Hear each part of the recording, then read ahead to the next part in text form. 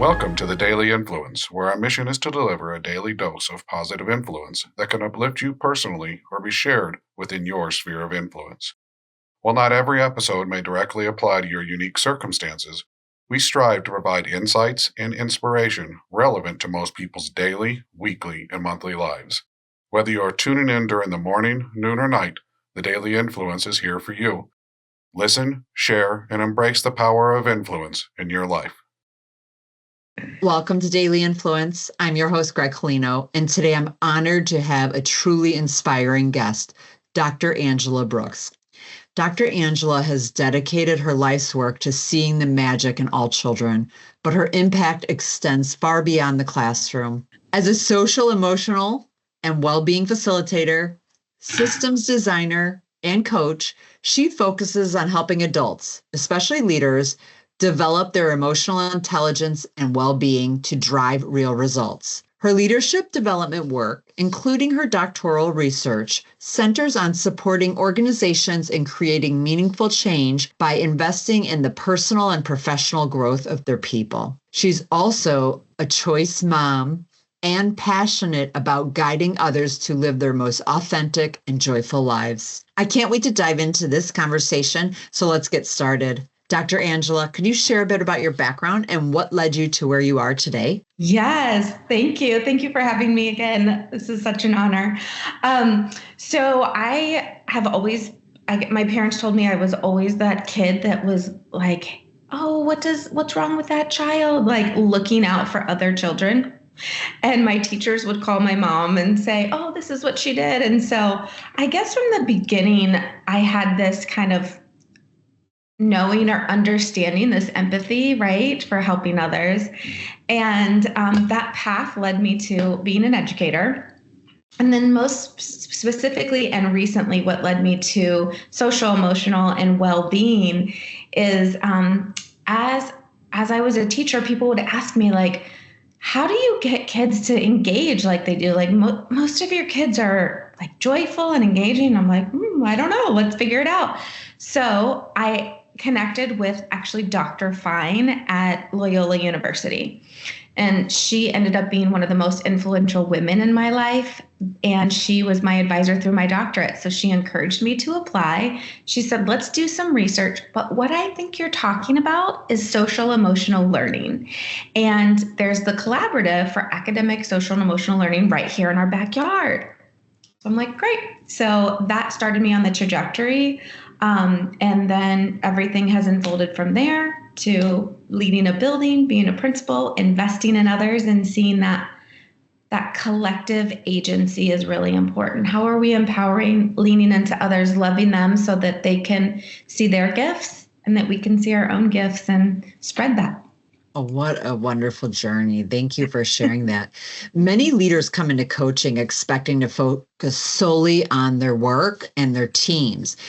But you've seen firsthand how their own social, emotional well-being directly influences their leadership and results.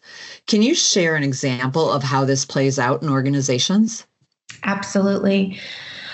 So the first, when I sit down with a leader, the first thing that we go through is, okay, what is the end result that you're hoping to get? And the next question I ask is, what is getting in the way? Right. And so when they think about what's getting in the way, they think about all the things. And I'm like, what do you think is getting in the way from you being your most authentic self? That is my entry point into understanding how they're taking care of themselves, how seriously they, the habits that they're engaging in. Right. We start to talk about that. And that's when they start to see. And I have my leaders consistently say, I thought we were going to be talking about work. I didn't think we would be talking about my personal life. And I'm like, well, let's talk about that. How does the way that you show up with yourself, the way that you take care of yourself, the way that you find joy impact how you're showing up with your team, with if it's a school, with the babies in front of you? If you're not being patient with yourself and you're overwhelmed, are you really giving grace and space to those around you? Probably not. And so we just start to really see this intersection of, wow, I'm seeing how I need to use my self-awareness and use my regulation strategies, my stress management strategies in order to be resilient with others and give that gift to myself, right? Absolutely. Can you tell us about a moment or experience where you felt you made a positive impact on someone's life, maybe through your coaching or your personal influence? Yeah. So when I think about this question, there's so many different entry points. I'll focus on one, and if we have some extra time, I want to focus on a journey that I've seen with kids. So the one that I'll focus on is Kelly. That's her real name. She's given me permission. She knows. So as I was sharing before we started recording, I was the fourth principal in a year in a Southside Chicago 6th through 12th grade building. And so Kelly was a teacher at the time. And when you're the fourth principal in a year, people have stepped up for leadership, right? Because leaders are coming and going. And so when I came in, had taken on this unsaid, unspoken leadership role with the staff.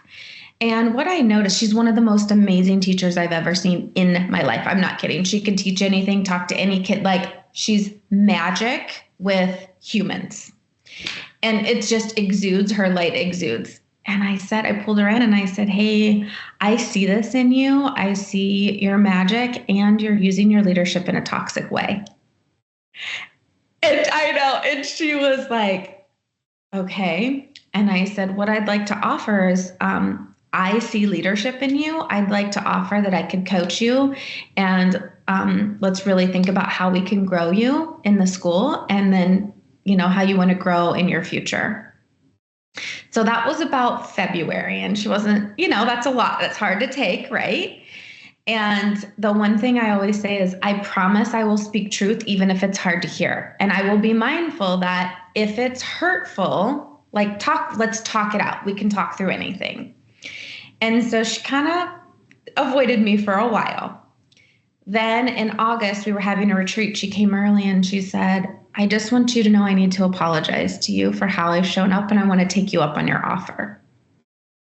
So we had this moment where it was like this just deep, trusting, kind of vulnerable space where we could just be who we are as humans. And I said, okay, great. Let's start over. Let's roll together. She ended up being my instructional leader. She ended up being my intern for her admin degree. She ended up being principal of the year in Chicago. And now she leads the chief academic officer and organization, just changing lives of thousands of students. And so when I think about that trajectory of, it was a coaching and personal influence, right?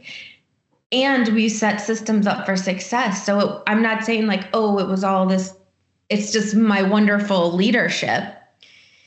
I was in a space that I could be super vulnerable.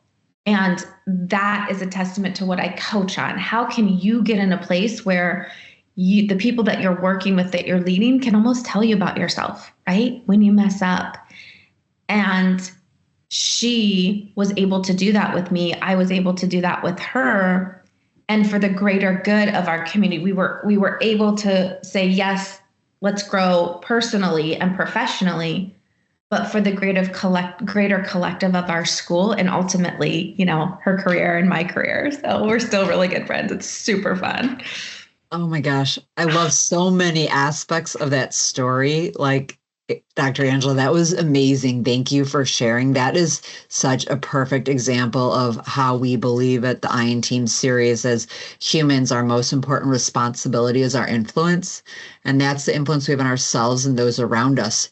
So that influence that you had on her, just with that initial conversation and then leading by example over all those months, made her, she probably had some ego in there that she had to set aside and be like, okay, Dr. Angela knows what she's talking about. Let me put that ego aside and work with her, and look at what she's done. So great job. So proud of her. I'm proud of both of us when I think about it. I think sometimes there's this like bragging versus brilliance. I talk about that in my course, and it's like, it's okay to shine your brilliance and say, I had a fingerprint on that result, right? And celebrate that. So I'm proud that we both worked through it, because there's many examples I have that I didn't show up as authentically and loving as I think that I should.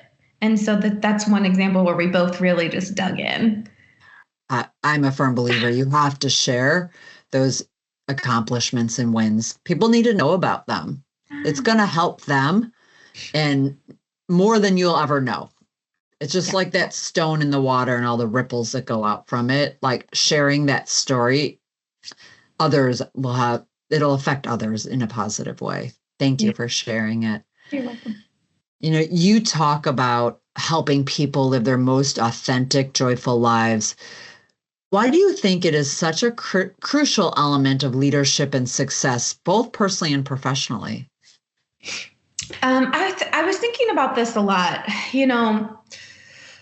Where did the joy piece come from, right? And so a little backstory is that I do an activity in my trainings and with leaders where we align what are our values, and we identify our top 3 in that moment, right? Because sometimes they shift just a little bit based on what's going on in life.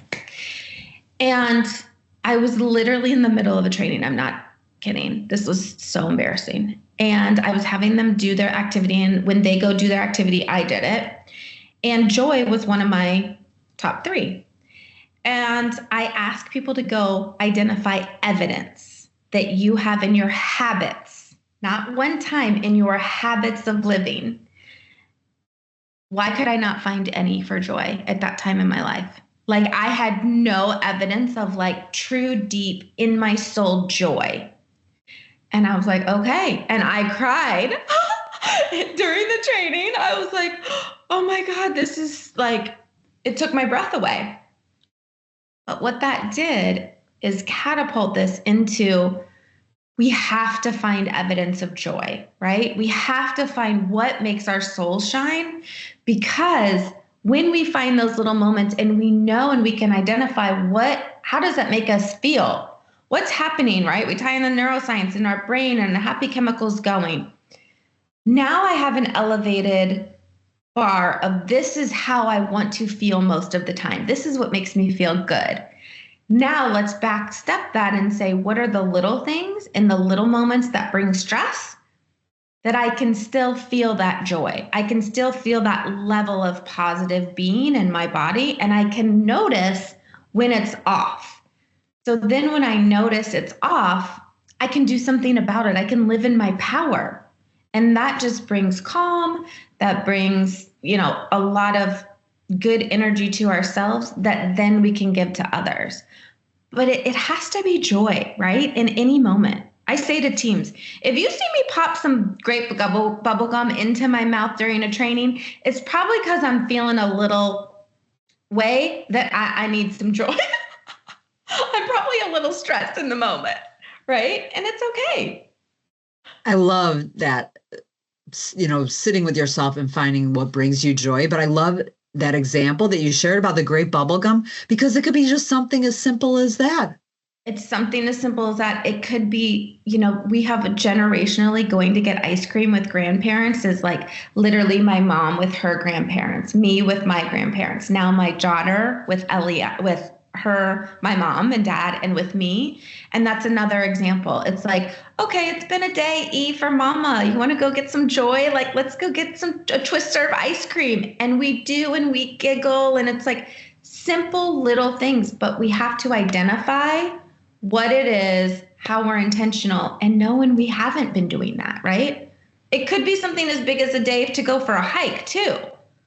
So you have to have little things in your space. In my office, I have those little things, or when I travel, but also what are the larger things that you're going to look forward to and be intentional that is going to bring you joy.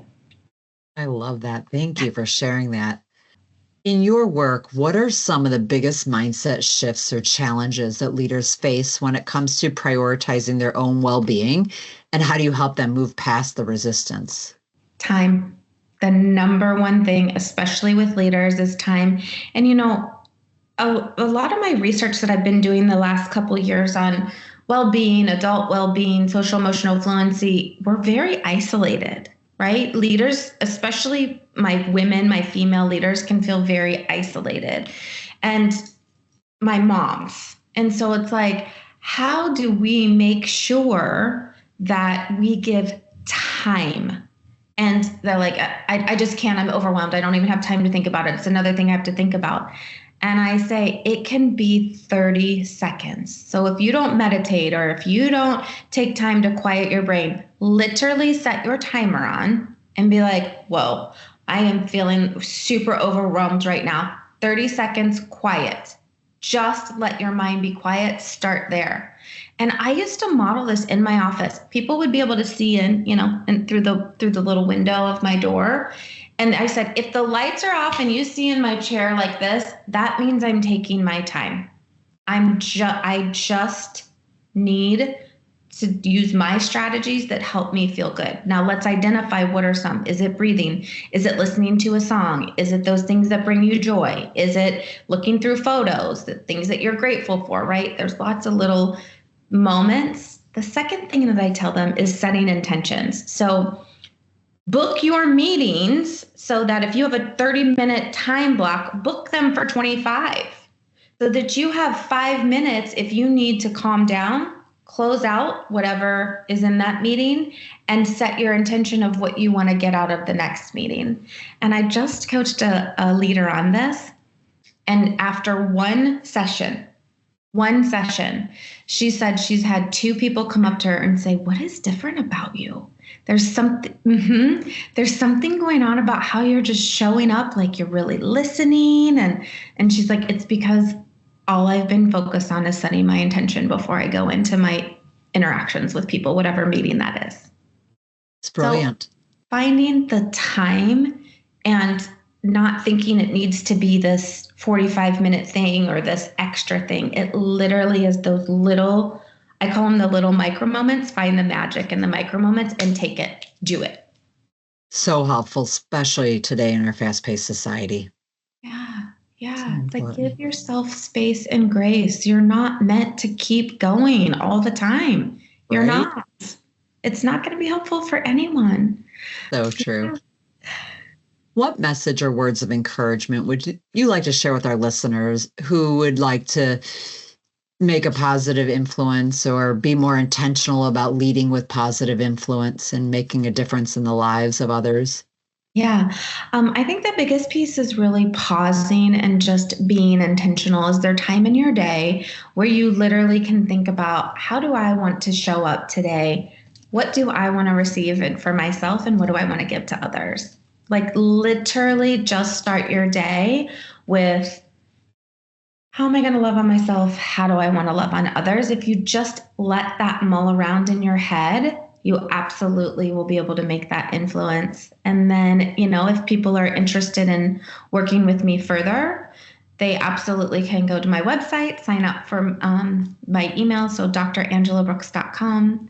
They can get on the email list and then get little tips and tricks and find ways to book with me. So yeah, just absolutely take that first step of being mindful of yourself, grappling with that question in the morning, and then reaching out if they want to. Perfect. We'll put that information in the show notes so our listeners can get in touch with you, Dr. Angela. Yeah, great. I am so grateful that you were able to join us today and share your stories and advice. You are such an amazing human with such a positive influence. Thank you. Yeah, thank you. And thanks for all the work that you do and all the other folks in the team that leave messages and little gems in this podcast. I'm super, super grateful. Thank you. Yeah. Thank you for listening to Daily Influence. If today's episode inspired you, share it with someone who could use a little positivity. And don't forget to like and follow the show so you never miss an episode. Keep leading, growing, and making a positive impact, one day at a time. Bye-bye.